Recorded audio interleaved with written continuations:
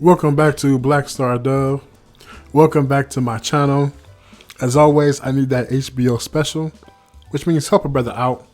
Trying to get to 1,000 subscribers. Go ahead and click that like button and the subscribe button. I appreciate you as a human being. This video, it's been 1 year since the passing of our godfather, the godfather of style, Kevin Samuels. Let's just take a moment. Wherever your soul is, I hope it rests in peace. And I hope that in the end, you at least die peacefully. Okay. So this is to talk about the impact of Kevin Samuels and the impact he still has today. There are channels, both that support him and both that go against him, that were created and blew up because of him.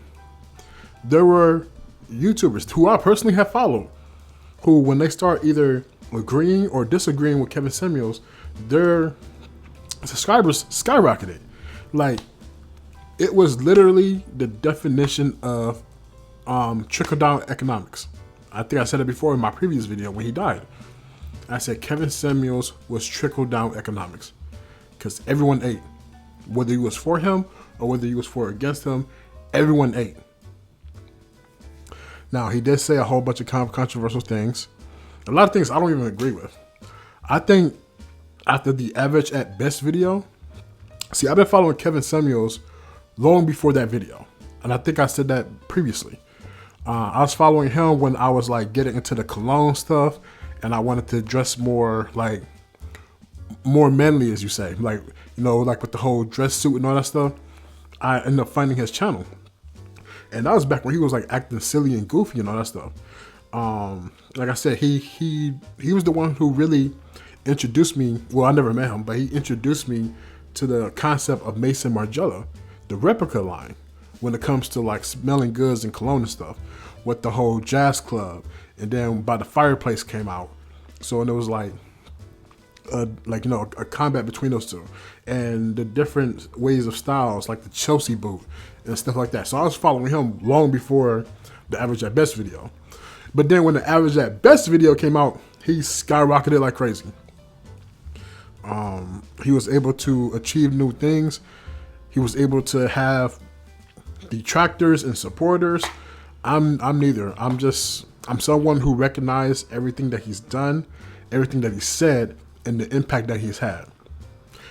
He, in recent memory, over the last 5 years, he was one of the most impactful black men on YouTube, for both good and bad.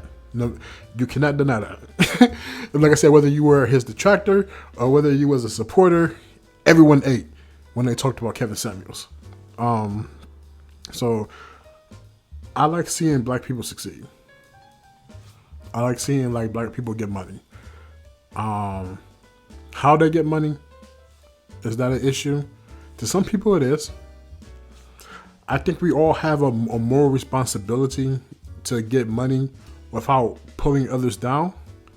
But at the same time, the only way to really get above and go beyond and to get to that next level is to kind of pull someone down. Like, no one cares about the guy who helped the granny across the street. I might get a few clicks, no one cares.